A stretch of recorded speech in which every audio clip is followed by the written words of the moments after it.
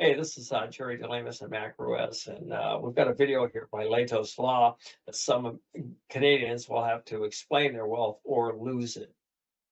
All right, here we Listen go. to what you think. Welcome once again to Lehtos Law. Here's Steve Lehto. Randall sent me a note out of Canada. And here's the deal. America has civil asset forfeiture, and some states have abolished it, some states have regulated it down, but the feds still do it. And basically, it's the concept that you can be just traveling along, whether in an automobile or on foot or on a motorcycle or on a trike, doesn't matter how. And you come into contact with law enforcement, and somehow they discover you got cash on you. And they go, "Oh, you got a lot of cash on you? How much is that?" And you go, "I got $43,000 on me." And they go, "Oh, let me see that." And they just take it from you. And you go, "Hey, it's my money. Why are you taking my money?" We believe this money is evidence or proceeds, one or the other, of a crime. You're either going to commit a crime or you already have committed a crime or money laundering. We don't know. We're going to take the money from you and just keep it. If you want your money back, you got to sue us. And you go, "Well, am I being charged with a crime, sir?" By the way, this is my simulation of the officer walking away with my money. "Sir? Sir? No, we're not charging you the crime at all." "Well, why would you take my money claiming it's associated with a crime, but you're not charging me the crime?" "Oh, we have no idea what you may or may not have done. We don't care. We're just taking your money." But the idea is that you've got to sue them to get your money back, which costs money. And as a result of that, many people won't, and therefore they just keep your money. And this is a concept that goes back quite a ways in common law. And there were times where it made sense, but it's been abused beyond all recognition so that some states have outlawed it. Some states, like I said, have regulated it. The feds, however, have not. So anytime that someone takes your money, even if there's a state law against it, they can turn it over to the feds and go, "You guys take care of this." And now the feds have got your money, and once in a while they give the money back as part of an equitable sharing concept. And many people go, "Steve, this sounds a lot like organized crime." Yeah, yeah, yeah. So there you go. But what's interesting here is we're talking Canada. Canada. Do they have civil asset forfeiture in Canada, or what's coming? And so Randall sent me notes and Steve, check this out. The website's from, it's called lifesitenews.com. Anthony Murdoch wrote this. But I'll let you know, I poked around and found other things. I even read the press release issued by the government describing this. And one of the things that Anthony Murdoch pointed out in his article is that the press release buries this so deeply that you might miss it. But it's actually, as they say, burying the lead in journalism, where you read halfway through the article and you're, "Whoa, I didn't know that was going to be in here." So, civil rights group outraged after Canadian province looks to introduce unexplained wealth seizure law. Unexplained wealth. And I've done videos on this before. I believe out of England and also I think Australia might have unexplained wealth orders, but I could be wrong on that. And their position is somebody's got a bunch of money, too much money, as if there's such a thing. And you look at them and they go, "You got $17 million. Where'd you get the money from?" Don't have to tell you. They go, "Okay, well, what you have there is unexplained wealth." And the only way you can have unexplained wealth where you don't want to tell us where you got it from, it's got to be the fruit of a criminal enterprise, and they just take it. That is unexplained wealth, which is a lot like civil asset forfeiture. But civil asset forfeiture quite often happens to people who are traveling, people who are driving around the country, whether it's in a car or by airplane. That's why I'm saying traveling versus driving. So if you're moving about the country and you come into contact with law enforcement, you got cash on you. That's often where you run afoul of this. Sometimes we hear stories about where the cops go in someplace, whether it's a bunch of private safe deposit boxes or someone's home, and they encounter money there and they go, "Hey, there's a lot of money here. Where'd that come from?" And by the way, in America, you can have an explanation. They can still take it.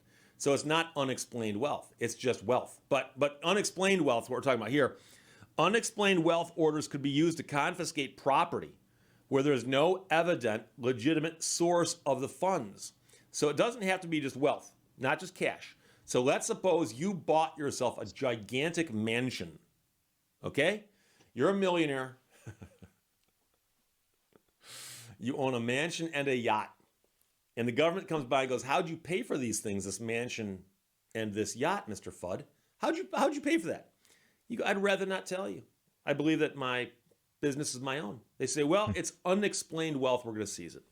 So a civil liberty group is now sounding the alarm after British Columbia's new premier announced a forthcoming law that would permit the government to take away one's property or goods before being charged with a crime. So there's no criminal charge necessary for them to do this. The soon-to-be introduced unexplained wealth order was announced by the premier on Sunday as part of a broader public safety plan. The government says the law is intended to target gangs and criminals who profit on misery. But It's experts always the warn that gangs such a and the law criminals. would be a severe infringement on one's rights as defined in the Canadian Charter of Rights and Freedoms. And that, of course, is the problem, because here's the thing. What happens to the money? Quite often, to incentivize the actions so people who are in a position of power will go out and find the money, they tell the different agencies, by the way, the money that you guys recover will be split between the government and the agency. So police departments in Michigan, for instance, if they seize money from somebody, some of that money, I believe, gets used by the police department afterwards. Right. So That's you find exactly police right. departments buying themselves all kinds of cool stuff because they've got more money than they should have otherwise. And so when you incentivize someone to go find this money, guess what? They'll find this money and unexplained wealth. The British Columbia Civil Liberties Association. I think we could stop it there because it gives a good idea of where Canada's going with this. Now, Henry Hyde, the senator, I think he's passed now, and written a book on asset forfeiture in the United States in the 90s. And because he was adamantly opposed to it, he spoke many times on the Senate floor about it. And there was one case, I know there was this fellow who was traveling back, I don't know if it was in the 90s or a little bit later. And he was traveling to an auction to go buy a tractor, piece of equipment. And he had like 16 or 20,000 bucks, whatever it was he had on cash, because he was going to the auction and they didn't know him. And he had wanted to pay cash for it, pick it up and then bring it back home. Mm-hmm. And he got pulled over and they took his cash. And when, if I remember right, the way Henry Hyde explains it is they would arrest your cash. And that way you wouldn't be arrested because you have civil rights. Your money has none. Correct. Doesn't have civil rights. So they would hang on to it until you could prove that you got it legitimately. But the problem is you could spend 10 or 20,000 bucks proving that's your money. And the guy eventually got his money back, but he lost a bunch of it to attorney's fees, and the government didn't reimburse him for them. Right. And no, isn't that what communist countries do? Is they take your assets and you don't really own anything. I know that you can't leave the country with more than 10 grand in cash on you, and Right. or they're really all over you for that. And then they even have to fill out forms at the bank if you deposit or cash a check for more than I don't even know what it is now, but it was a few $1,000 for Yeah. a while. Yeah. And it's constant monitoring because that's because money is the most important thing to them. And This is now why banks will now, even in the United States, banks will call the cops preemptively if you pull more than 10 grand out. Yeah. So if you go to the bank, now, am I saying all banks do this? No, but there have been multiple reported cases, many more than there ever should be, where the bank tellers will call the cops. You'll leave. You'll get pulled over. They'll do a civil asset forfeiture. so much for saving your personal papers and belongings, right? Yep. And according to the Bill of Rights, our U.S. Constitution. You know, I was thinking about that when I was reading about the explain your wealth thing. I was thinking, well, you know, that might not be so bad if they would put our politicians in front on those questions. Is ask Joe Biden where he got his money, Hillary Clinton where she got her money, and a few of the others. But we all know how that law works out, though, right? And that's what and see, Canada's Canada's already ahead of us, right? They're always ahead of us a little bit, and then we introduce legislation 3-5 years later that's similar to what they did. And one of the, so what does this look like? Is it, to me, this sounds like this would be used as a political attack, right? Where did you get that money? And they'll utilize this in the form of digital, right? Because one of the things that the United States is talking about doing, and I think the whole world's talking about doing this right now, is going into a digital currency, an actual, like a crypto.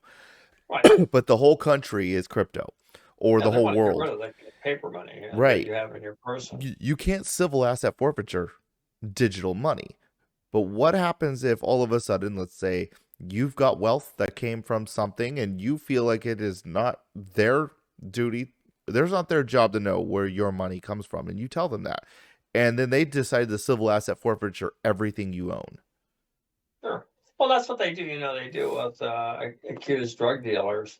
They take everything. They take their property and everything, and say, because, well, you proved to us that you didn't earn it through ill-gotten gain, right? And so they snatch everything, right? And that's a slippery slope, though. That, how do you fight that? If I know how you fight it. So how you fight that is exactly what Canada's doing now. There was another article I was reading after this. I don't have it posted up here, but it was that how do Canadians keep their wealth? In post of this, wealthier Canadians, and part of their financial advising is to diversify their money into bank accounts outside of their country. Yeah, that's what I was going to say. Get it out of Canada. That's insane. The fact that you even that should even have, if you have to make your money leave your country because it's not safe in your country, that right there tells you that your country, the only countries that have ever done that in the past are countries that are really, really bad. I mean, we're talking your third world countries, the countries down in South America. Because Germany wasn't third world and they did it. That's true. How about this? Falling countries. Mm-hmm. Countries that are falling apart. Into tyranny. Yeah. That's a scary thing. It's awful. Yeah, it is scary. And and if we allow something like that in here, then there's something to out them. I mean, any politician is voting for that kind of stuff. Out. Yep. And I was talking earlier about us having to be afraid of our country, and of the IRS and of whatever agency it happens to be. So, I mean, obviously, if we're not committing a crime, we shouldn't have to worry. But people who aren't committing crimes are worried, right? And I mean, if you're dealing drugs, and you're running truckloads of coke or pot or whatever it is, fentanyl, you have every right to be worried, and it's your own fault. And right, illegally, I'm saying. Yeah, but that comes with what? That comes with high risk. That comes with high risk, high reward, right? Drug dealers get incredibly rich, and they can lose it all. But then you got the common people that have low risk or high risk, low reward.